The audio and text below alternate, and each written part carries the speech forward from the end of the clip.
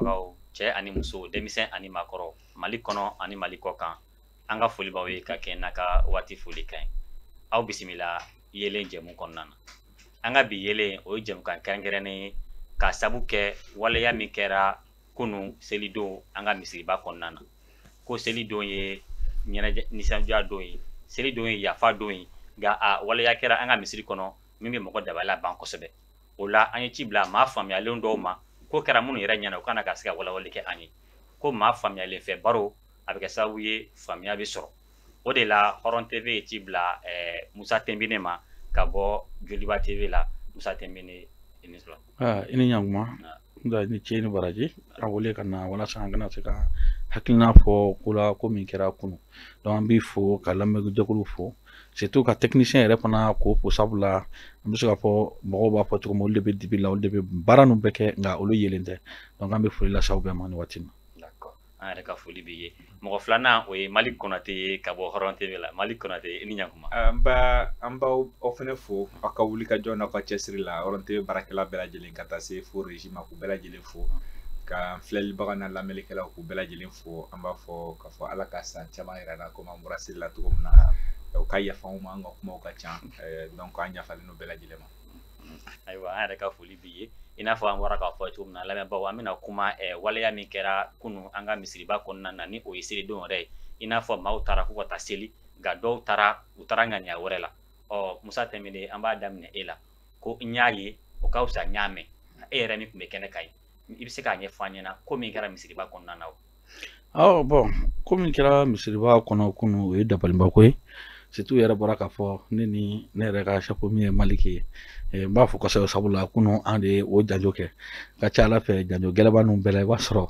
ale yɛrɛ b'a kɛrɛ kan i n'a fɔ caman y'an wele cogo min ko k'a yira k'a fɔ ko vraiment an bɛ ko caman na nka président attendant fana an ka sɔrɔ kɛnɛ fana kan o fana ye kunnafoni sabula bɛɛ b'a dɔn selidon ye selidon min ye a ka di bɛɛ ye i ka to i ka denbaya la a ka di bɛɛ ye waati caman ka sɔrɔ i b'a sɔrɔ nin waati ninnu i n'i ka denbaya ka kɛ ɲɔgɔn fɛ nka Ala ye an kunnafonidilaw fana jarabi ko dɔ de la baara kɔnɔna na ka kan fana an ka wuli an ka taa kunnafoni ɲini donc o kunnafoni ɲini sira de fɛ an sera yen donc an sera yen baara daminɛ na an bɛ se k'a fɔ waati min k'o bɛ daminɛ k'o kun basigilen don a daminɛ kɔni kabini ministre parce que ministres de fɔlɔla ka na fɔlɔ donc ministres nana k'u installer olu de bɛ na yanni président ni premier ministre ka na donc an yɛrɛ ye ministre caman yɛrɛ ka ɲininkaliw tɛnku ministre caman na olu ye kunnafoni d'an ma sabula o fana bɛ baara kɔnɔ c'est ni président nana ka ban k'a gɛlɛn ni cérémonie banna k'i bɛ ministre ninnu sɔrɔ k'u lajɔ k'i bɛna kuma parce que i b'a sɔrɔ a ka di bɛɛ ye waati la ka boli ka t'i ka bagan faga o tilalen kɔ premier ministre nana premier ministre nalen ale ye président bisimila donc imamu nana imamu ye maaw laseli seli kɔfɛ imamu ye kutuba kɛ maintenant imamu ka kutuba bannen parce que sabula ni kutuba banna jama bɛɛ b'a fɔ k'u bɛ yɛrɛkɛ an y'a ye dɔ ye micro ta ka fɔ non ko mɔgɔw ka sabali ko seli fitinin ni seliba tɛ kelen ko fo alimami de k'a ka bagan faga fɔlɔ mɔgɔw ka sɔrɔ ka t'u ka bagan faga bon an b'o kɔnɔna na an kunnafonidila yɛrɛ an kun hakili kun ye min ye an yɛrɛ fɛ nin ye ko bannen ye donc sisan an b'an positionner ka président de kɔnɔ n'a bɛ bɔ sisan a ka se ka kuma dakuru ɲɛ kelen d'a ma comme d'habitude comme ça yɛlɛma don min b'a bolo k'a fɔ bon waati kɔnɔ n'i y'a jateminɛ waati dɔ la a bɛ se ka kɛ phase fila la sabula ani jamana teleso de bɛ min waati dɔ bɛ yen o ni imamu bɛ don imamu yɛrɛ ka misiri kɔnɔ loge kɔnɔ o bɛ ɲɔgɔn ye donc o kɔfɛ waati dɔ bɛ se ka interview de yen nɔ comme waati dɔ fana u b'a fɔ kunnafonidilaw ka bɔ k'u jɔ da la donc cordon bɛ kɛ ni président bɛ bɔ bɛɛ bɛ jɛ bakurubaya la ka ɲininkali tɛnku jamana ɲɛmaa na o waati an yɛrɛ ye gɛlɛya sɔrɔ parce que waati an yɛrɛ kan bɛ image ta garde corps min tun bɛ yen o yɛrɛ kun kɛn bɛ ka anw yɛrɛ terun ni Mali ka taa an bila ko kɛrɛfɛ an yɛrɛ ye mankan ci an ko an nana baara de kama ne yɛrɛ m'a fɔ Mali yɛrɛ y'a fɔ a ye ko bon k'a bɛ ka min kɛ est-ce que ale b'a dɔn an yɛrɛ wolola maa min fɛ ka na baara min kɛ a y'o yɛrɛ fɔ a ye ko est-ce que e b'a dɔn mɔgɔ min an bɛ mɔgɔ min ka baara la yan donc kuma sama na mais o fila de o kelen tun bɛ ka fɔ non ko ka ko to yen an tora o hukumu de kɔnɔ an bɛ bali ka min mɛn an ye kulekan de mɛn fɔlɔ an ye kulekan mɛn ja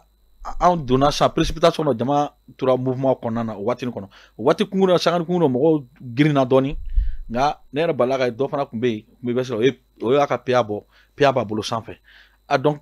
kamalenin fana b'u bolo duguma o kɛn bɛ k'o dɛrɛ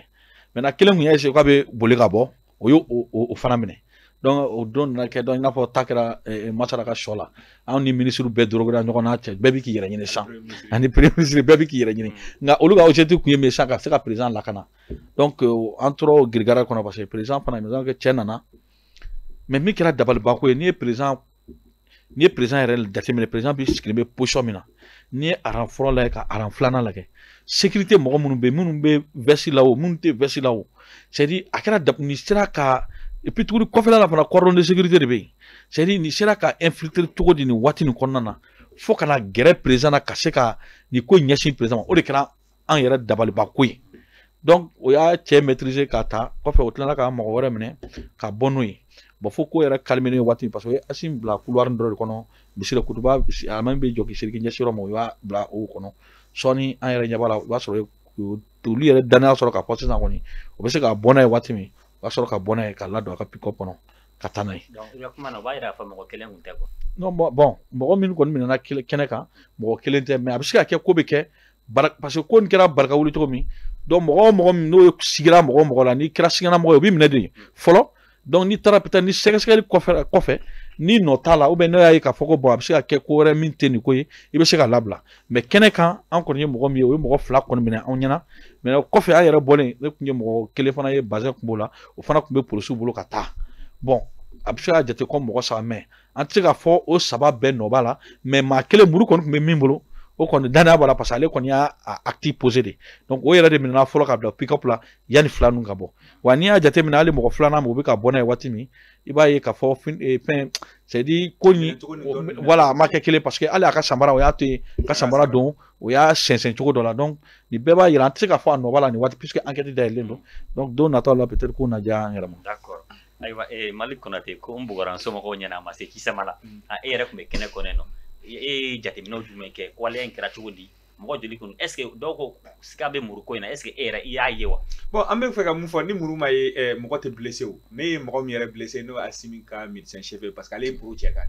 Assimi ta kɔfɛ ale de ye poro cɛ kan le médecin chef de Assimi a tun bɛ bazɛn na. mais cɛ in yɛrɛ tun bɛ seli la misiri kɔnɔ ou bien. bon a bɛ se ka kɛ a tun bɛ seli la mais an kɔni y'a ye k'a fɔ ale kɔni nana bali la mais mun baliyaba bɛ nin na komi Temini y'a fɔ a ka kuma kɔnɔ c'est à dire cordon tun bɛ yen nɔ périmètre de sécurité tun bɛ autour du président yɛrɛ k'a laminimini parce que u ye bɔn jɔlɔkɔ tɛ sa mais an b'a fɔ k'u ye jɔlɔkɔ min sigi ka yɔrɔ périmètre dɔ la fa ka yɔrɔ dɔ bɛ yen k'o dala kɔnɛ mɔgɔ kana don a kɔnɔ tant que ne tɛ président ka mɔgɔ ni tɛ premier ministre ka mɔgɔ walima ni tɛ ministre ka mɔgɔ ye walima ne tɛ Bagadajilakaw ka mɔgɔ ye n'a fɔ a bɛ fɔ dugutigilakaw walima alimami ka mɔgɔ ka se o périmètre kɔnɔna na hali wagati dɔ la gouverneur nana sigi yɔrɔ dɔ la u nana fɔ gouverneur ko non gouverneur ka bɔ yen k'a k'i t'i sigi yan fɛ u y'a fɔ ko maire k'i sigi yan fɛ ministre dɔ nana sigi yɔrɔ dɔ la u y'a fɔ k'o ka bɔ yen k'o t'i sigi yan fɛ donc kɔrɔ bɛɛ b'a jira k'a fɔ bɛɛ tun sigiyɔrɔ tun déterminé non mɔgɔ min kan ka sigiyɔrɔ bɛɛ tun bɛ yen mais ka o bɛɛ lajɛ président yɛrɛ kɔfɛ n'a fɔ Temini parce que Temini ye mun fɔ ne tɛna segin o bɛɛ kan ne bɛ kuma sécurité kan quoi n'i ye nin bɛɛ lajɛlen ta k'a lajɛ Bamakɔ misiriba yɛrɛ a lamini na garde républicaine de tun bɛ n'a bɛ f'o ma ko garde présidentielle olu de tun bɛ yen ka taa se fo garde ka se k'o bɛɛ lajɛlen lamunumunu marifaw b'u bolo dɔw tun bɛ misiriba yɛrɛ sanfɛ marifaw b'u bolo ka da u kan ka tila ka bɔ o fɛnɛ na ka na se fo protocole ma protocole ye olu fɛnɛ militaires de militaires don mais u bɛ veste la veste b'u la cravate b'u kan na olu tɛ ka mɔgɔw contrôler pour que mɔgɔw ja kana pan parce que ne bɛ ka civil contrôler ka fɛn ninnu kɛ faut que i n'u ka compo u ka tenue fini don ta ka kelen mais e bɛ to i ka civil la cogo di donc olu tun bɛ da u la fo kana se hali misiri donna ne yɛrɛ donna yɔrɔ min na j'ai vu des musokɔrɔba dɔw tun bɛ yen nɔ u y'olu bali k'a don parce que masque tun t'u nun na donc ne ka saki min tun bɛ kɛrɛ la ne ka micro de tun b'a kɔnɔ caméra micro tun b'a kɔnɔ u ye ne yɛrɛ ɲininka ko mun de b'o kɔnɔ n ka caméra micro de b'a kɔnɔ ko fo i k'a labɔ de i b'a labɔ donc o bɛɛ lajɛlen b'a yira maa o maa donna i fuyela quelque part en même temps i bɛ don fɛnɛ u b'u yɛrɛ ɲuman na k'u b'u ka détecteur min da la f'a machine bɛ kule ni i farikolo la ni fɛn min bɛ hali ni clé b'i kun a bɛ kule k'o da i farikolo la u tun bɛ misiri donda in bɛɛ lajɛlen na donc o bɛɛ lajɛlen ye k'a fɔ k'o bɛɛ kɔfɛ ka tila ka na se misiri kɔnɔ ka périmètre sécurité in lajɛ autour du président ka tila ko tun président kɔfɛ et i bɛ taa sɔrɔ aran tun bɛ yen aran saba fo ka taa se naani ma o aran saba naani kɔnɔna na mɔgɔ wɛrɛ tun tɛ yen président ka cabinet ale ni protocole ani président ka garde rapproché ani premier ministre ani président de transition ta comment du CNT ta conseil national de la transition ka taa se o ma président fana ɲɛfɛ aran kelen dɔrɔn de tun bɛ yen ministre de l'administration territoriale ministre de la justice ka taa se ministre de la jeunesse mais de la construction citoyenne n'o ye Musa Agtayɛrɛ olu saba tun sigilen bɛ aran kelen na olu dɔrɔn de tun bɛ président ni ɲɛfɛla cɛ bon gouverneur ale ni maire olu fana tu sigilen b'o olu ɲɛma parce que olu ka arranger tun b'a damana ani procureur wele ɲuman je sais pas si c'est procureur de la république ou procureur yen procureur parce que masi tun b'a ɲɛna ma se ka identifier ka se k'a dɔn olu fana tu sigilen b'o côté la maintenant président fana ɲɛfɛ président ka force spéciale n'a bɛ f'o ma ko Asimi yɛrɛ ka bataillon o force spéciale olu fana tun bɛ yen kelen tun jɔlen bɛ yan Asimi ɲɛfɛ yɔrɔ dɔ n'a fɔ n'a sigilen don a droite yan fan fɛ kelen tun jɔlen bɛ o ɲɛfɛla la kelen fana tun jɔlen bɛ côté dɔ na c'est comme a ɲɛfɛ bataillon force spéciale mɔgɔ fila tun jɔlen bɛ yen kelen yɛrɛ bɛ Asimi kɔfɛ k'a da o kan fana alimami bɛ don da min fɛ o yɛrɛ la n'a fɔ Timini da don a la yɔrɔ min sa fu tun bɛ k'a fɔ ko non k'an kana taa ko f'an ka yɛlɛ alimami bɛ yɔrɔ min na kutu f'an ka don yen kelen tun jɔlen bɛ yen donc k'o bɛɛ lajɛlen ka tila ka nin sécurité ba in bɛɛ ye ani fɛnɛ i b'a ye k'a fɔ ni président bɛ taa ni yɔrɔ la SCO mɔgɔw bɛ taa SCO mɔgɔw tɛ dɔwɛrɛ ye tentigilakaw don maintenant ni nin yɔrɔ sugu de bɔ ten hali n'a sɔrɔ a bɛɛ tɛ tentigilakaw hali ni civil b'u la mais tentigilakaw ka ca u la k'o bɛɛ lajɛlen k'o bɛɛ bɛ jama na ko nin cɛ ka nin bɛɛ lajɛlen franchi ka tɛmɛ nin bɛɛ la ka tɛmɛ dalamɔgɔw la ni muru ye ka se misiri kɔnɔ ka tila ka tɛmɛ nin bɛɛ lajɛlen na ka taa se fo président yɛrɛ ma fo président yɛrɛ sigilen ma parce que président tun sigilen de don donc c'est à dire n bɛ se k'a fɔ dɔrɔn ala ye Mali kunnaja parce que président mun don denmisɛnnin n'o ye kelen filanan fɛnɛ jumɛn a ye formation min kɛ n'an b'a fɔ o ma ko force spéciale a y'o formation min kɛ bataillon mun nana a y'o kɛlɛ min c'est à dire tellement qu'il est aguerri o de y'a to en même temps o n'o fɛɛrɛ mun b'a kɔnɔ o de y'a to k'a fɔ bi bi in na an bɛ k'a fɔ ko président ko tentative d'agression sinon an tun bɛ kuma fɛn wɛrɛ fɔ mun tɛ tentative d'agression ye parce que kana se fo président ma fo président yɛrɛ de ka wuli ka se k'a yɛrɛ défend ka se ka cɛ gosi k'a da gardiw ka sɔrɔ ka na donc o kɔrɔ b'a yira quelque part sécurité la ne bɛ yɛrɛ ɲininka parce que ministre de la sécurité tun bɛ yen donc président yɛrɛ de kɛra mɔgɔ fɔlɔ président de kɛra mɔgɔ fɔlɔ ye ka cɛ gosi mɔgɔ fɔlɔ min ye cɛ gosi c'est le président donc o kɔfɛ tɔ min ka na hali ni y'a sɔrɔ fidèle dɔw wula ko fo ka cɛ faga an b'o yɔrɔ fɛnɛ fɔ k'o yɔrɔnin souligner k'o jɛya mɔgɔw tun b'a la c'est à dire mɔgɔw tun ko fo ka cɛ in faga misiri kɔnɔ dɔw yɛrɛ ko fo ka tasuma bila la dɔw ye siège ta ko f'u k'a gosi n'o ye mais sécurité mɔgɔw ko non u y'a cɛ siri cɛ bɔra ka bin u y'a siri n'a a tɛgɛ kɔfɛ k'a tɛgɛ siri ka bɔ n'a ye to ka taa bila pewu donc an bɛ se k'a fɔ sécurité mɔgɔw n'i y'a ye k'a fɔ ko cɛ bɛ nin na bi sécurité mɔgɔw kɛra sababu ye k'a fɔ cɛ bɛ nin na u kɔni taara n'a ye sinon mɔgɔw tun pɛrɛnnen don ko fo k'a faga dɔw yɛrɛ ye nɛni kɛ dɔw yɛrɛ ye siɲɛ ta sécurité mɔgɔw kɔrɔlen an b'a ye k'a fɔ ni sugu bɛɛ kɛ i b'a ye sécurité mɔgɔw de bɛ mɔgɔ brutaliser olu bɛ mɔgɔ kɛ mais cette fois-ci on n'a pas vu ça u ma mɔgɔ brutaliser u ma essayer ka fɛn kɛ parce que mɔgɔw au contraire parce que dɔw yɛrɛ bulila dɔw ni sécurité f'u ye cɛ i bɛ k'u ye bazɛntigi Timini k'u ye bazɛntigi minɛ o bazɛntigi de dimina o ko fo diyagoya fo ka cɛ in gosi de o de kosɔn polisiw y'ale minɛ ka bɔ n'a ye ka taga n'a ye bazin bakɔlɔsi chocolat ma tun na o de kosɔn polisiw y'a minɛ ka bɔ donc ale ko de ko fo ka bugɔ f'u ye siɲɛ ta ale ni fortificateur ta n'u ye siɲɛ ta ale bɛ diyagoya ni fin ko fo ka cɛ in bugɔ donc quelque part cette fois-ci an y'a ye k'a fɔ kɔrɔlen fortificateur mɔgɔw de bɛ mɔgɔ brutaliser nin kɔnɔ sugu la walima i b'a ye hali don min na Asimi taara concertation na i b'a ye k'a fɔ fo gazi cira fortificateur mɔgɔ brutaliser fo da la fo dɔw jiginna mais cette fois-ci fortificateur mɔgɔw y'u ɲɛsin fɛn kelen ma o de ka cɛ in maîtriser a maîtriser li kɔfɛ ka président bila sécurité fan dɔ fɛ ka sɔrɔ ka bɔ ni président ye o kɔfɛ donc an bɛ se ka mun fɔ nin yɔrɔ kɔnɔna na kunu dabalaya ban kɛra bɛɛ lajɛlen na parce que mɔgɔw taara fɛn ti min na kɔrɔlen i b'a ye k'a fɔ ni alimami tilara saga faga la hali kunu an b'a alimami ka saga faga image ye kɔrɔlen i bɛ alimami ka saga faga image ye ni alimami tilara ni président ni premier ministre ni gouvernement u bɛ t'u sigi u bɛ selimafɔw kɛ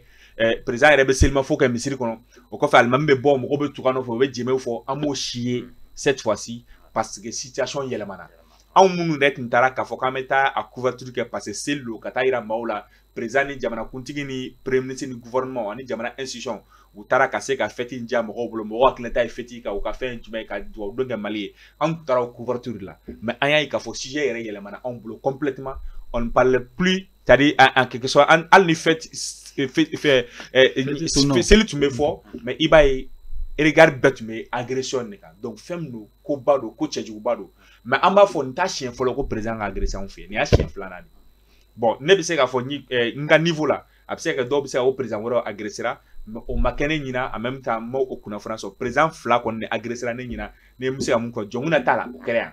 filanan ye jɔnkuna ta kɛra fo palais kɔnɔ nin ta kɛra fo misiri kɔnɔ donc je crois que ɲininkali gale ka tɛmɛ jɔnkuna t'a la o bilara ten k'o bisi basa ka kɛ n'a ko ma kɛ parce que ne ko n'a fɔ ko ma kɛ ko jɔnkuna ka lafiya a yafara o dossier bilara ten hali sini maa ma yira n na k'a fɔ maa ɲangina k'a fɔ ko nin de kɛra ka taa président bugɔ bon nin fɛnɛ ko in na à peu près 24 heures famina do 48 heures kɔnɔna na an b'a ye k'a fɔ toujours a ma se k'a fɔ an ɲɛna maa kelen no maa jɔn no a tɔgɔ ye jɔn ye a bɔra yɔrɔ jumɛn a ye mun de kɛ mun de y'a bila nin na jɔn ni jɔn de b'a kɔfɛ o ma sɔrɔ k'a fɔ mɔgɔw ɲɛna fɔlɔ. D'accord, ok. Musa Temine ayiwa waleya in kɛlen ni sisan cɛ i n'a fɔ Mali bɔra ka fɔ cogo min na nin sisan nɔ 24 heures tɛmɛna ka ban est ce que aw ka sɛgɛsɛgɛli kɔnɔna na a sera ka cɛ in bugunatigɛ don a maa min ye attaque na bugunatigɛw sera ka diɲɛ dɔn wa. Bon ne y'o de f'i ye an ye ɲininkaliw kɛ nka ɲininkali min kɔni jɛlen don parce que mɔgɔ b'i yɛrɛ ɲininka mɔgɔ min bɛ nin ko sugu kɛ est ce que a tigi kɛnɛman de don est ce que a kunkolo ka ɲi parce que de un i bɛ taa mɔgɔ min agressé bɛɛ b'a dɔn ko finitigilaka de don et puis finitigilaka min fana de don ani finitigilakaw tɔ u ka unité tɛ kelen parce que olu ye force spéciale de ye bon n'i ye jateminɛ kɛ o bɛɛ b'a dɔn président bɛ taa yɔrɔ o yɔrɔ sécurité hakɛ min bɛ yen donc ni mɔgɔ yɛrɛ tɛ yɛrɛ faga su ye ne ma da la ni kunkolo man ɲi ni fɛn t'i kɔnɔ k'i bɛ nin hakilina ta surtout k'a fɔ ko muru k'i bɛ se ka président sɔgɔ n'o ye quoi mais Maliki ye kuma dɔ fɔ c'est très important o yɔrɔ nin diyara ne ye kosɛbɛ parce que kunun ni sécurité mɔgɔw ka sens d'élevé kun tɛ a ko yɛrɛ kun bɛ kuma wɛrɛ kun bɛ fɔ nin na min tɛ nin ye parce que de un mɔgɔw fana ye hakilina fɔ parce que d'habitude ni nin ko kɛra jama bɛ paniquer parce que kunun hali ni tir de sommation kelen kun kɛra dɔrɔn tiɲɛni kun bɛ kɛ mais de un sécurité mɔgɔw sera non seulement ka jama maîtriser pour que cɛ kana na parce que c'est très important cɛ balolen fana nafa ka bon ni a su fana ye parce que mɔgɔ min ye nin kɛ i bɛna sɔrɔ sûrement a kelen tɛ i bɛna sɔrɔ mɔgɔ dɔw bɛ kɔfɛ mais n'a tora balolen o bɛ se ka kɛ fɛɛrɛ ye k'a dɔn jɔn ni jɔn de y'a bila nin na ani jɔn bɛ ɲɔgɔn na min ma se ka minɛ fɔlɔ donc tɛgɛ bɛ se ka da u la walasa ni ɲɔgɔnna ɲɔgɔn si kana kɛ wa jama fana ye hakili sɔrɔ parce que jama ma girin cogo dɔ la k'a fɔ u bɛna fɛn kɛ donc nin bɛɛ ye bɛ ka yira k'a fɔ nin waati in na an ka finitigilakaw hali bi hali n'a y'a sɔrɔ Mali kɔni b'a fɔ cogo min waati bɛɛ k'o kɔrɔfɔ sisan ko bɛ ka améliorer dɔɔni ko bɛ ka ɲini ka faamu donc n'i bɔra o la nin waati n'a ye ɲininkali min kɛ a yira k'a fɔ cɛ kɔni fatɔ tɛ c'est à dire a ka kɛnɛya nin na dɔw t'a kɔnɔ nka min y'a bila la o de bɛ ka ɲɛɲini mais Mali kɔnɔ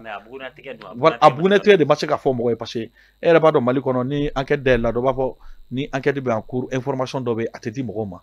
mais ni ko tubabu jamana ye sisan b'a sɔrɔ déjà cɛ identité dɔnna ka ban cɛ déjà éventuel complices traces commencera k'a ye mais Mali la yan ko bɛ bila o de kosɔn caman fana bɛ ka hypothèse wɛrɛ kɛ hali n'a y'a sɔrɔ anw yɛrɛ kɔni fɛla tɛ mais caman bɛ ka hypothèse wɛrɛ kɛ voilà k'a fɔ est ce que n'i y'a dilan côté dɔ est ce que mise en scène tɛ bon caman bɛ k'o fɔ mais n'a ma ɲɛ président kɔni jogira yɔrɔ min kɔni o kɔni o kuma kɔni t'a la bilen mais an b'an jɔ k'a lajɛ komi y'a fɔ an kun y'a miiri k'a fɔ 24 heures kɔnɔna na peut-être yanni wula fɛ comme premier ministre y'a fɔ kunun a ka interview la enquête dayɛlɛla donc n'ala sɔnna fɛn fɛn mana bɔ a la olu tɛna na foyi dege kunnafoni da la u bɛn'o di donc an b'an sigi yanni sini cɛ k'a lajɛ ni jaabi kɛrɛnkɛrɛn ma bɔ a la an kan ka analyse min k'a la ka hypothèse min tirer an tɛna yɛrɛ ka propre analyse kɛ. mais monsieur Temine a ko ten ko premier ministre ko enquête bɛ senna yala enquête nin a bɛ essayer mɔgɔw de ka niveau la ou bien u y'a di tribunal dɔ de ma olu ka enquête kɛ o. non bon i b'a dɔn ni président ko kɔni donna généralement enquête ni comme o ma don procédure kɔnɔ mais généralement ni nin ko kɛra je pense que hali n'a bɛ taa tire est ce que mɔgɔ min bɛ yen sécurité mɔgɔ kɔni bɛ yen olu de bɛ o saisir nin ko in na fɔlɔ k'a sɛgɛsɛgɛli kɛ n'o ye jaabi min sɔrɔ a la maintenant n'a kan ka taa kiiri ka bolo kan cogo min olu bɛ sɔrɔ ka bila ka taa kiiri ka bolo kan donc avec les éléments qu'ils ont donc justice bɛ sɔrɔ ka n'i ma fili ka a ka fɛnw dayɛlɛ a se ko jɔ parce que n'a fɔra ko justice dɔrɔn k'i prononcer nin ko kan parce que ko caman bɛ sɛgɛsɛgɛli caman de bɛ yen a dibina ko Maliki y'a fɔ cogo min donc essayer olu fana ka méthode de baara de bɛ walasa ka se ka parce que olu fana ka baara de don ka se ka jamana lakana o de kosɔn ko kunu ta a dabaliba ye mɔgɔ minɛ parce que n'a mɛ ɲɛ olu bɛ jama cɛla olu kun kan ka se ka kunnafoni caman sɔrɔ min kun bɛ se ka président kisi nin na parce que yɔrɔ caman bɛ yen i bɛna sɔrɔ ni nin ko sugu bɛ yen est ce que mɔgɔ déjà i b'a sɔrɔ olu alerte la nin ko nin na olu bɛ fɛɛrɛ kɛ ka président sécuriser fɔlɔ k'a yira k'a fɔ menace dɔ bɛ ka planer président ka nin yɔrɔ in na donc fɛɛrɛ bɛ kɛ cogo min walasa ka président bila lakana kɔnɔ nka kunu ta kɔni an bɛ se k'a fɔ o kɔni o kɛra dabaliba a ma se ka kɛ. ayiwa an bɛ taa ɲɛfɛ Mali kɔnɔ ten an bɛna waleya in yɛrɛ la sisan ka waleya in analyser parce que waleya in kɛlen an y'a ye mɔgɔ caman bɛ ka ɲininkali caman kɛ donc n bɛ se ka ɲininkaliw bɛɛ tugu ɲɔgɔn na k'a k'i la i yɛrɛ k'i ka analyse kɛ a ko kan bamananw b'a fɔ ten ko gɛrɛɲɔgɔnya o de bɛna ni borila sɔgɔli ye ka taa ye k'a fɔ cɛ ka muru ye bila a kun o ma ale kun b'a dɔn k'a fɔ ale bɛna maa gɛrɛ président ka se fo o niveau ma wa dɔw fɛnɛ ko aya mise en scène de don olu mɔgɔ parce que olu y'a ye k'a fɔ ko i yɛrɛ y'a fɔ sécurité tun bɛ cogo min na fuyeli bɛ ka kɛ mɔgɔ ka se ka don ni muru ye fo ka taa ka ɲɛsin fo président fo ka maa gɛrɛ président ka sécurité ba in to yen nɔ k'o sera ka kɛ cogo di facteur sabanan ye jumɛn ye Tɛmɛnen y'a fɔ a kuma na ko cɛ kulela fɔlɔ ou bien a ye mankan bɔ yan'a ka se président de ka wuli k'a dɔn k'a fɔ mɔgɔ b'ale kɔfɛ donc est ce que ko nin bɛɛ tɛ mise en scène de ye ka n'a jira k'a fɔ walasa ka tɔgɔ di président ma. Bon, m'a daminɛ fɔlɔ mise en scène na ne ka analyse la mise en scène tɛ a bɛ se ka bonya dɔw ma walima dɔw bɛ se k'a fɔ ko non ko mise en scène no peut-être que ne m'a faamuya ne b'a fɔ yɔrɔ min na ne ka analyse yɔrɔ la mise en scène tɛ parce que mise en scène na ni nin kɛra mise en scène c'est comme ils ont montré au monde entier pas aux Maliens seulement u m'a yira Maliens dɔrɔn na u y'a yira diɲɛ bɛɛ de la k'a fɔ ko président ka périmètre de sécurité ko défaillance b'a la o ye kelen ye u y'a yira diɲɛ bɛɛ la fɛnɛ ko Mali la i bɛ se ka don président ka périmètre de sécurité kɔnɔ ka président attaquer k'a sɔrɔ foyi t'a la donc n'a kɛra mise en scène ye a da man di olu yɛrɛ la kuma tɛ k'a fɔ k'a bɛ se ka kɛ mise en scène donc o hukumu kɔnɔna na ne b'a fɔ ko mise en scène tɛ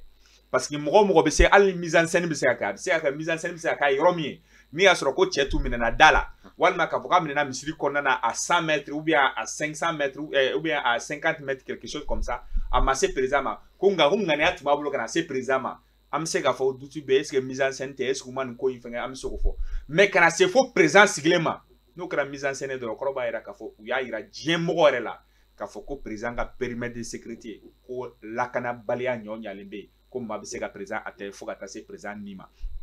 donc mun ye muru yɔrɔ ye k'a fɔ muru bɛ se ka don parce que souvent o de kosɔn n y'o de fɔ n ko responsabilité kan ka situer a bɛ se ka kɛ a donna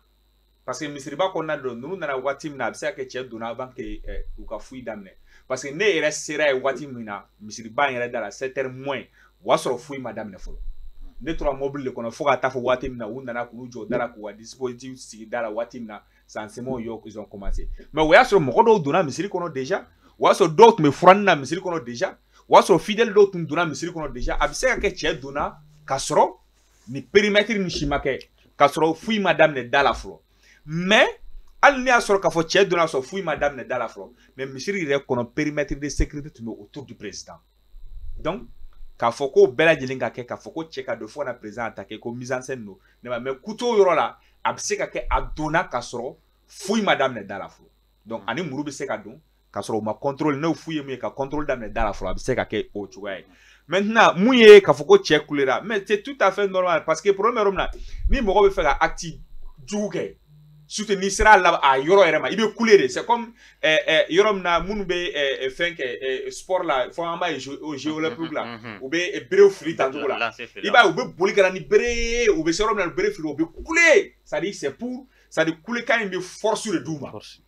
c'est à dire kulekan in ni force de bɛ taa donc ne bɛ kule in bila o misaliya kɔnɔ k'a fɔ a bɛ fɛ ka nin force de ye cogo min na ka se ka nin acte kɛ donc en quelque sorte ne tɛ se ka kɛ mise en scène ye parce que quelque part a bɛ président ka défaillance yira président ka sécurité kɔnɔna na kutoko yɔrɔ la a bɛ se ka kɛ a donna k'a sɔrɔ contrôle ma daminɛ kulekɛ yɔrɔ la c'est pour que ka se ka force di a ma ka se ka acte tɔ laban. Ayiwa an bɛ taa ɲɛfɛ Musa Tɛmɛnen an bɛ na ni o ɲininkali kelen ye e la parce que an y'a ye k'a fɔ ko a ye muru de choisi maa min bɛ fɛ ka na président faga e yɛrɛ y'a fɔ cogo min na i ni kunkolo bɛ ɲɔgɔn fɛ maa min ye sécurité ka bon et puis a yɛrɛ ye sɔrɔsi ye pourquoi ka muru de choisi mun na a ma se ka maramafɛn wɛrɛ ye. Oui, bon, il y a eu je reviens à Mali parce que Tchénigela, on a qu'à faire de Benyona. Tchénigela, t'es n'y quoi. Et puis, il est temps, Mali, qu'on a un beau de fois, what you dois que, allez, on a service de sécurité, what you dois la négligence B. What you dois négligence B, parce que, al n'y a qu'une jatemene. What tempa qu'une télé, c'est-à-dire, à Kera, what you kungurun de reconnaître, c'est-à-dire, il a faut, wati mi mogo girna anga tam ay job fen almami be saga faga donc o wati inattention konana iba soro olu fana dolen be sisa amina président labo choko mi wa président na bo c'est autour de kono ko inana ke o de kono donc ane mo c'est iba ye ka fo vigilance wati dola vigilance fana be ko ninje ale fuyi kono parce que fuyi fana ko fo nyoko ibe i kateli doni muru fana e ka te marfa fana ga parce que normalement marfa ga teli mais est ce que ni yɔrɔ na ni kibela ni marfa i bɛna se ka don bon i bɛna sɔrɔ objet dɔ bɛ parce que fuyi fana bɛ kɛ o waati dɔ bɛ kɛ tellement surtout misiriba i bɛ mɔgɔw fuye ka mɔgɔw fuye ka mɔgɔw donc waati dɔ bɛ se yɛrɛ fuyi yɛrɛ i b'a sɔrɔ minnu yɛrɛ bɛ yen a c'est i bɛna sɔrɔ a fanga yɛrɛ t'u la bilen donc n'o ye dɔɔni lajɛ hali saki ninnu par exemple ni pays wɛrɛ don ni sakiw bɛ yen i b'a ye i bɛ saki yɛrɛ de kɔngɔ i b'a matériel bɛɛ de kɔngɔ mais généralement sɔrɔ an ka fuyi ninnu bɛ kɛ n'i ye chaîne dayɛlɛ n'i y'a sama tan dɔrɔn n'o ye kunkolo kɛ tan dɔrɔn ok yɔrɔ dɔn dayɛlɛ i b'a sɔrɔ mɔgɔ wɛrɛ bɛ yen donc ni surtout murumafɛn ninnu c'est compliqué sinon hali ne yɛrɛ Malik bɛ ka fɔ ne yɛrɛ dontɔ ne nana ne ko moi je suis de la presse o ko ma ko non ko carte barji bɛ ne bolo ne ko ko bari ko ne kan ka saki dayɛlɛ ne ye saki dayɛlɛ mais a y'a sɔrɔ dɔ tun b'an kɛrɛfɛ o ye fana petit kirina de tun bɛ ko non ko kirina tɛ don ko bɛ ko a ka taa ka saki ɲini a ka kalifa yɔrɔ wɛrɛ bon nin fɛn ninnu o bɛ se ka kɛ parce que ni fuyi sera niveau dɔ la muru don ka di ka tɛmɛ marifa kan o ye kelen bon filanan fana Malik ye min fɔ o peut-être fana bɛ se ka kɛ c'est-à-dire a bɛ se ka kɛ a tigi nana joona parce que mɔgɔ min bɛ fɛ ka tiɲɛni kɛ i bɛ taa joona de pour que ni ko bɛ kɛ o ka sɔrɔ i b'a kɔnɔ parce que misiriba in na i bɛna sɔrɔ généralement ni président bɛ taa normalement ni ko in yɔrɔ kan ka boucler depuis 4 heures au moins 4 heures 5 heures kan ka sɔrɔ yɔrɔ bɛɛ boucler la ka ban voilà dispositif bɛɛ bila la parce que seli de don mɔgɔ min bɛ fɛ ka tiɲɛni kɛ o b'a dɔn déjà nin heure in na o tɛna o bɛ sɔn ka na fo dugu ka jɛ parce que président bɛna ko bɛ daminɛ sɔgɔma a tigi yɛrɛ bɛ se ka taa depuis fajiri seli waati k'a seli misiri kɔnɔ yen dɔrɔn ka to yen donc c'est à dire tiɲɛnikɛla n'a ka fɛɛrɛ de quoi tiɲɛnikɛla n'a ka fɛɛrɛ maintenant fɛɛrɛ kan ka kɛ cogo di i b'a sɔrɔ normalement an ka sécurité mɔgɔw de kan ka sisan ka réflexe sɔrɔ ka ko sigi sen kan walasa ka se ka ko ninnu contrecarrer Malik ye min fɔ hali sini c'est à dire moi je me pose la même question parce que hali kunu ne ye Malik ka photo dɔw ta k'a lajɛ Assimi sigilen ne ye photo ninnu zoomé ka cordon lajɛ c'est à dire périmètre yɛrɛ lajɛ Assimi kɛrɛfɛla la ka na fɔ PM kɛrɛfɛ ka taa fɔ CNT c'est à dire ani cɛ min yɛrɛ jɔlen mais o de kosɔn ko parfois o bɛ anw kunnafonidilaw k'o jugu ye ka sɔrɔ an t'u jugu ye par exemple kunu Malik filɛ Malik bɛ photo ta la supposons que Malik bɛ photo ta la e jɔlen don e kɔsilen don parce que a tigi bɛ bɔ yen de maintenant i b'a sɔrɔ caméra bɛ Malik bolo Malik bɛ se ka réflexe dɔ ye caméra kɔnɔ ka sɔrɔ e kɔ dɔnnen e ta ye ale bɛ se ka kɛ sababu ye ka kɛ alerte ye k'a fɔ a bɛ se ka signe kɛ ye donc o tigi bɛ se ka kunbɛn ou bien i bɛna sɔrɔ min fana jɔlen don k'a ɲɛsin waati dɔ bɛ se o fana bɛ se ka distraire fɛn dɔ kɔnɔ parce que o fana ka objectif ye mouvement ye parce que waati bɛɛ i bɛna sɔrɔ a tigi bɛ kɛlɛw de lajɛ parce que déjà ale bɛ kɛlɛw de lajɛ a ka niveau la est-ce que mouvement bɛ wa mouvement tɛ yen bon n'u fana bɛ donc a laban mɔgɔw bɛ distraire donc o distraction kɔnɔ cɛ y'i inclure de kɔnɔ o de kosɔn ko waati dɔ la manque de concentration fana bɛ na waati dɔ la mais waati dɔ la fana u b'an kunnafonidilaw k'o jugu ye ka sɔrɔ an fana t'o jugu ye parce que ko caman bɛ yen kunun bɛ ka fɔ cogo ni anw kun bɛ yen i b'a sɔrɔ fɛn dɔ bɛ an bɛ k'a ye an bɛ se k'a natɔ ye parce que cɛ bɔra niveau min na an kun bɛ se ka cɛ natɔ ye ka sɔrɔ a ma se président ma i m'a ye wa donc ni facteur bɛɛ bɛ yen maintenant min ye a mise en scène ko kuma ye mɔgɔ minnu b'a fɔ o y'a ye mɔgɔ min tun tɛ kɛnɛ kan de sinon mɔgɔ min tun bɛ kɛnɛ kan kunun mise en scène c'est vrai président ye rassuré dɔ di parce que sɔrɔsi de don sinon ni nin kun kɛra président civil yɔrɔ o yɔrɔ kunun a kuma tun bɛ caya dɛ Malik y'a fɔ cogo an tun bɛ fɛn wɛrɛ fɔ min tun tɛ tentative d'agression ye quoi parce que a ye réflexe sɔrɔ non seulement sɔrɔsi et puis de deux ale de y'a yɛrɛ défend fɔlɔ o de kɛra sababu ye k'a bolo tigɛ o mɔgɔ bɛ k'a fɔ ko a ma bana de a donna ta bɔra ta mɔgɔ min b'o fɔ o kun tɛ de donc nin ko in bɛɛ ne yɛrɛ fɛ nin waati sera maliyɛnw an ka c'est ka bɔ supposition ni analyse fɛn ninnu kɔnɔ an ka fɛnw ta k'a bila minɛnw kɔnɔ n'o kɛra a ka ca Ala fɛ ko caman bɛ an b'o bila kɛrɛfɛ quoi et puis surtout Malik ye kuma dɔ fɔ c'est très intéressant c'est i b'a dɔn nin ko in bɛ cogo min nin waati in na ni nin mana kɛ mise en scène o mise en scène ye o kana miiri k'a fɔ k'o ye mise en scène min kɛ k'a ɲɛna mais c'est à dire o y'o yɛrɛ lagosi jamana kɔnɔ ani jamana kɔnɔ o kɔrɔ ye an bɛ ka kule ko lakanabaliya bɛ yɔrɔ bɛɛ mais o kɔrɔ ye ko an kelen kelenna yan an si lakanalen tɛ donc i bɛ se ka agresser waati bɛɛ président ye kuturu taara sɔrɔ misiri kɔnɔ yɔrɔ min sɔgɔma dɛngɛdɛ fɛ n ka tɛ never pire ka muru kɛ ko k'o sɔgɔ o kɔrɔ ye ko e ni ne a garde corps tɛ e ni min kɔ an bɛ jigi Ala ye o kɔrɔ ye ko an fana tɛ abri la quoi donc ça c'est très important donc vraiment sera an ka bɔ ni substitution nin kɔnɔ an ka fɛnw bila minɛn kɔnɔ k'a lajɛ ni hakilisigi ye nka olu fana pour que mɔgɔw ka daw la vraiment u ka se ka kunnafonidi fana di kunnafonidilaw ma walasa olu ka se ka vraiment mɔgɔw rassurer. Ne bɛ fɛ ka yɔrɔnin min fara a ta kan misaliya sisan n'i y'a kuma fɔ mɔgɔ b'a ko George Bush agressera n'i y'a kuma fɔ mɔgɔ b'a fɔ ko Nicolas Sarkozy agressera n'i y'a kuma fɔ u b'a fɔ ko Macron fana u b'a fɔ ko Macron fana giflera mais n'i ye nin bɛɛ lajɛlen ta k'a lajɛ ninnu ni Assimi ta ma kɛ situation kelen na parce que olu ta kɛra k'u to foule de kɔnɔ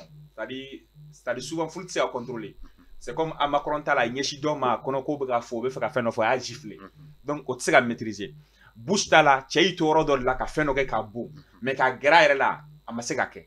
donc en quelque sorte anw ka bi kuma ye mun ye k'a fɔ ko vraiment nin man ka kɛ parce que cɛ ye nin bɛɛ lajɛlen franchi ka taa se fure parce que nin tun organiselen don yɔrɔ tun bɛ f'u ye fɔlɔ de k'a lajɛ ka yɔrɔ bien sécuriser k'a bɛɛ lajɛlen bila au point président ka sɔrɔ k'i sigi ni y'a sɔrɔ ko manifestation dɔ don walima foule dɔ don walima fɛn dɔ don o senfɛ a kɛra olu senfɛ i bɛ se k'a fɔ o bɛɛ la mais nin na c'était bien organisé en quelque sorte donc o de kosɔn mɔgɔw bɛ k'a fɔ défaillance bɛ sécurité kɔnɔna na maintenant mun ye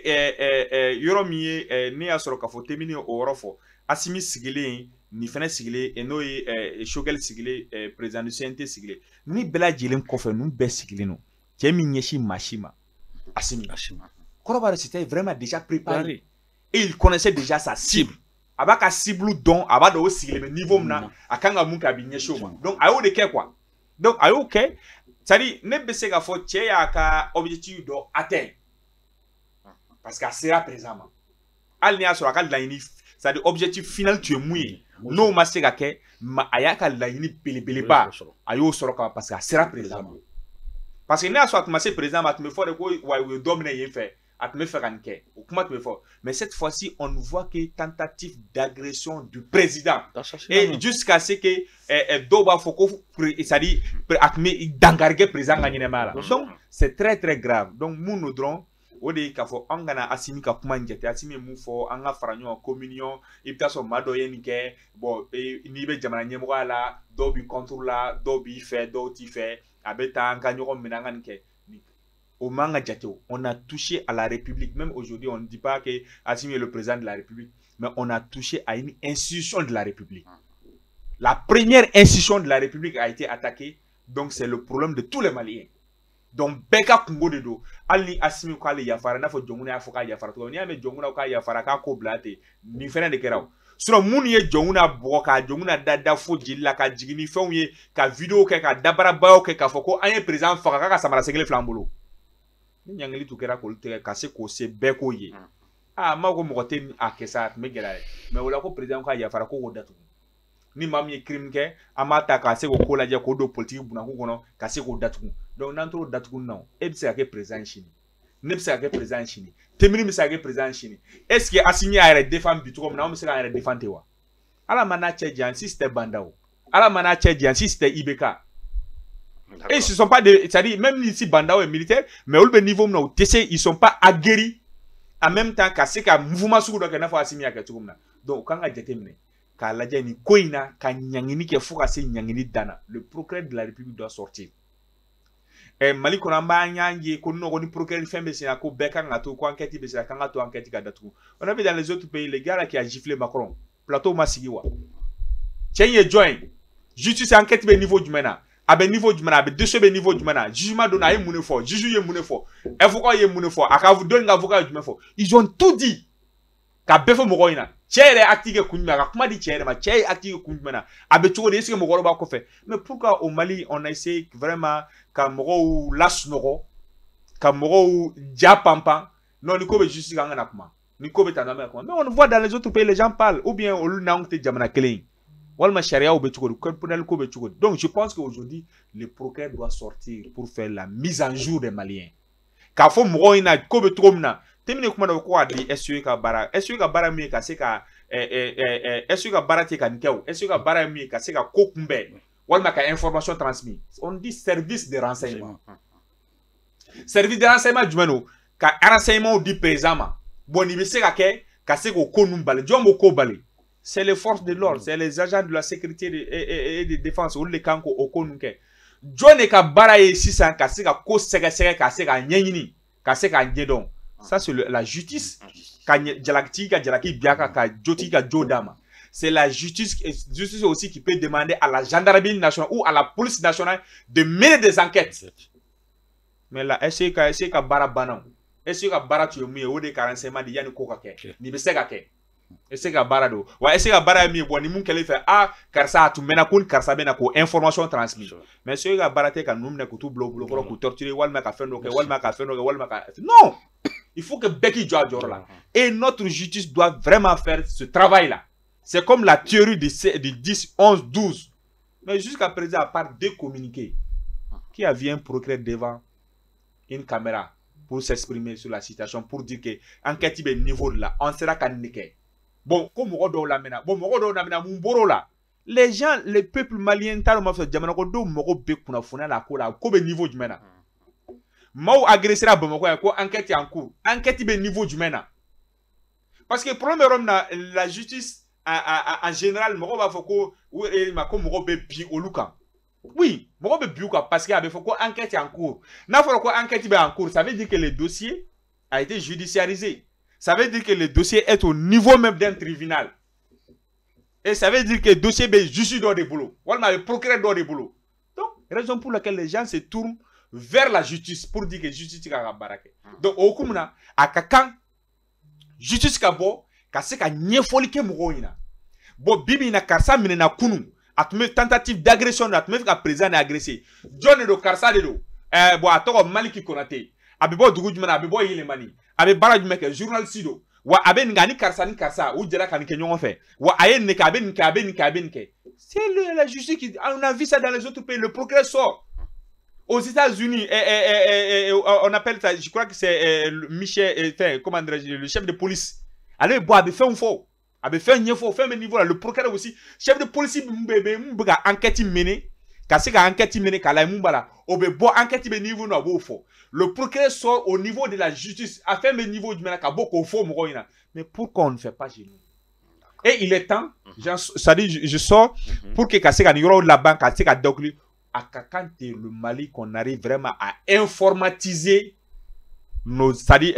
administrations. C'est-à-dire qu'en administration informatisée, de toute sorte que ne etarakata al ne demande d'audience que romna. Akadu machine grema ne e kunta toko boraka donc avo a kunta passer la nirola ni doina a un dossier ko ken nirola a un ken nirola. Il faut que okase akata okakena bibina anga fait bébé galeka ni papier tourna droit bana. C'est comme maman faut ko ata casier judiciaire ni. Et de là, comme John Malila, le casier judiciaire n'est pas vierge.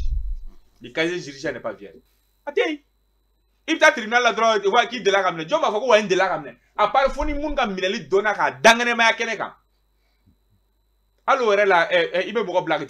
avec Tani, fin, Katanika, fin, parce qu'il faut tout la diao.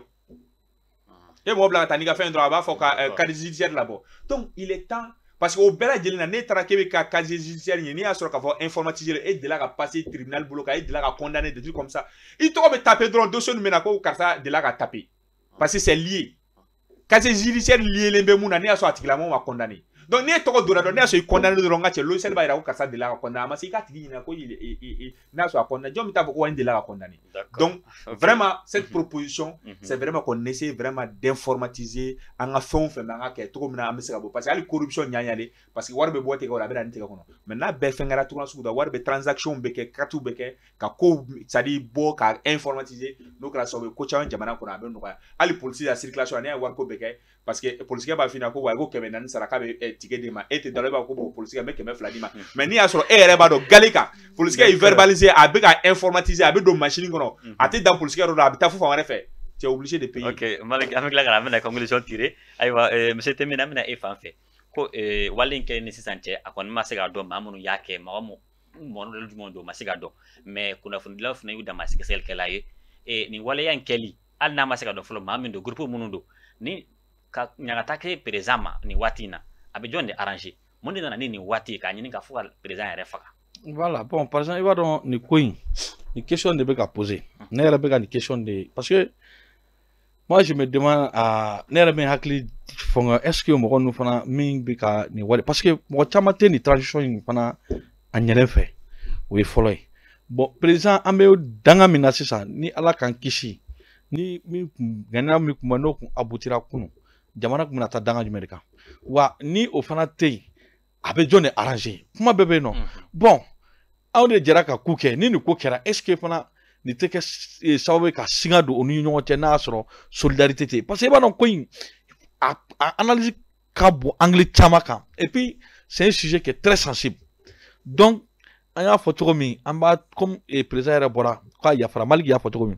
et président bora ka yafara allez ba ke parce qu'il s'est dit il est dans son rôle aya nyini ka fo malon beka franyoka donc lui il tente quand même de rassurer mais jonguna ta mo minu kumbe odo mo minu qui responsable a donendo o de ko so kuma mata yoro jaw parce que munu sinon mo be se ka yele ka fi beta fo palais kono ki beta président boa na soro garde mun be présent no fo do ni complicité tala mais o do mo be lien don dem me jonguna ani mun a kolosi ba ko ci wati o donc au wajibi maintenant ni fana président quoi ya fara bon président il est dans son rôle parce que aller à ni ka fo jamana do be ka franyon ka donc il faut que lui il montre le chemin de l'exemple faut aller ka sira de yira ka jamana do hakkin sigi akoka c'est pas parce que parfois ya fara devant les écrans mais ça ne va pas empêcher qu'il faut enquêter ou qu'on continuer. Par exemple, c'est qu'il mais est-ce que Jamana n'a pas parce que ni Jamana bec ngodi, Jamana do bec quand c'est que il y a au kono. Au lieu que il y avait des plus sur la fois 100 partis politiques, mo beka et question et fin et lettre de condamnation qui jusqu'à présent. Parce que ça ni wati ni asimi côté blanc quoi. Mais Jamana kodolo. N'entoura ni na alaba ala kan kishi akana na ke Haïti ta ngonai. Donc il faut que nous ko il faut que ça dama ka domi no mi doni John Nobala. Mun nobala uka wole bo jenne kan wa ukoto ka ni criminel ukata a jabi ke no kan ka condamné ni min kan ko ka kala pour que ni ñokna kana se ka jamana ngono to ndé aywa d'accord Malika amina ifa fait conclusion na ko du wa présent soro avec John arrangé ni wati bon ate mo ko arrangé ate mo ko arrangé fona bora mo minnu be kan active a se ka bol arrangé parce que lu kan gëna bu ko so ate mo ko arrangé ake mo be président contrôle walma mo be président c'est-à-dire ate mo ko arrangé maintenant le procureur de la commune D allait communiquer n'allait pas ira foko enquête en cours on a l'habitude de voir ça vraiment c'est raté 24 heures bon allez au communiquer takala procureur ma foi ni na galé kan John Togodo John Bala John dossier là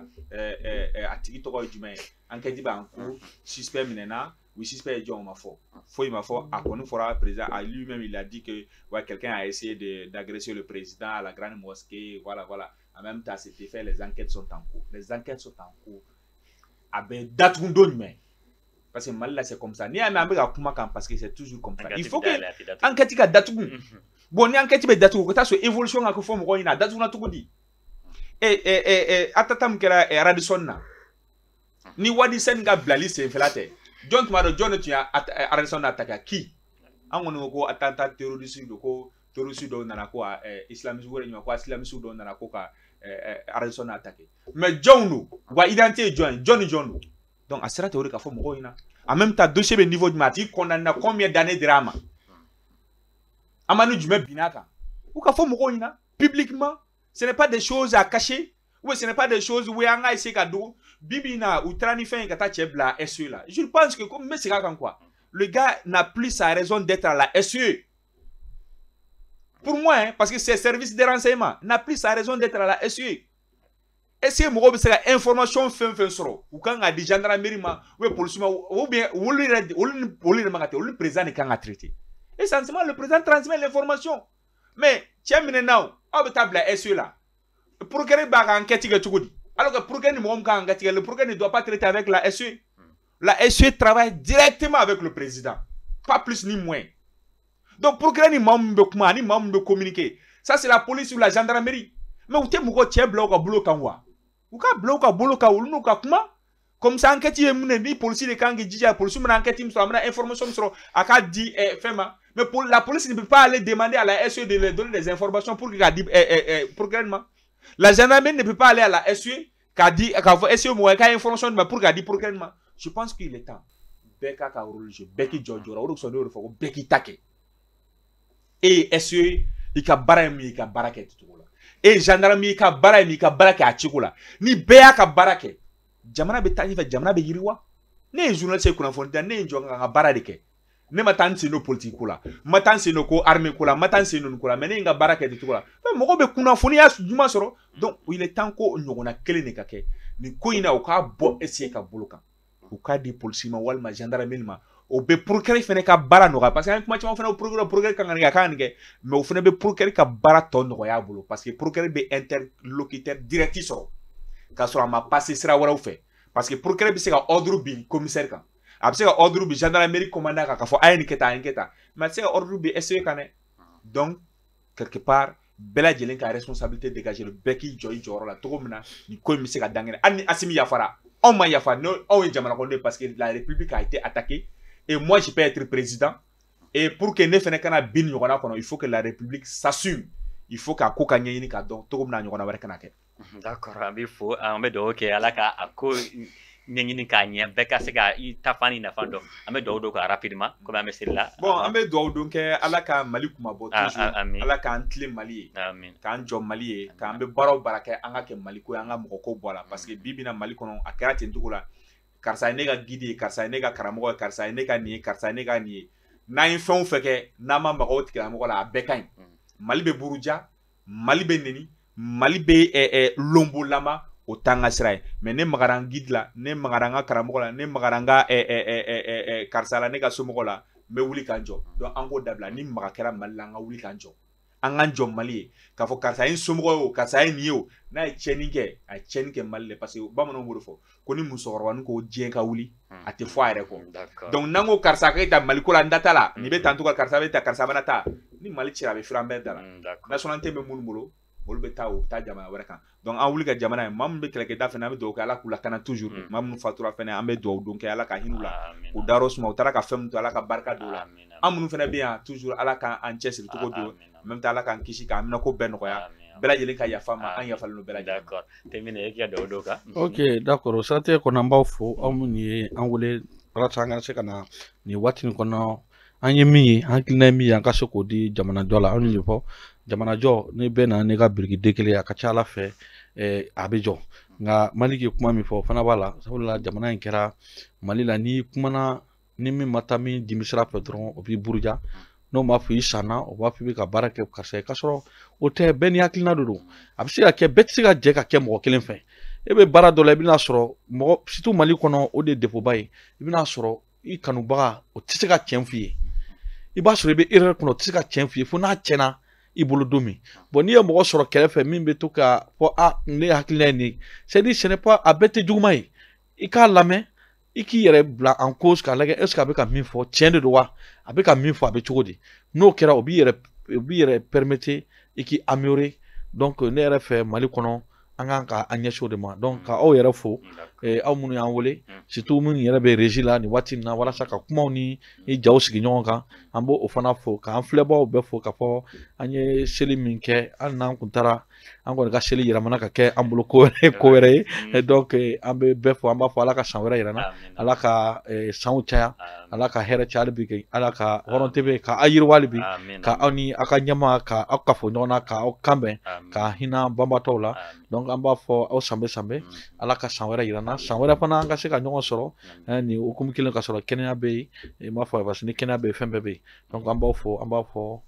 an filɛbagaw ma aw kan bɛn waati wɛrɛ ayiwa d'accord nin bɛ dan sigi an ka bi baro la an lamɛnbagaw nin de kɛra aw tulo garisɛgɛ ye an bɛ a laban ka foli bila lamɛnbagaw bɛɛ lajɛlen ma an b'a fɔ ala k'an ka seliw caya ka foli di régie ma Malik Jankunba ka lamɛnbaga bɛɛ lajɛlen fo ka laban ka dugawu kɛ jamana yɛrɛ ye ala ka mali lakana ala ka bɛn ni kelenya sabati mali kɔnɔ wasalam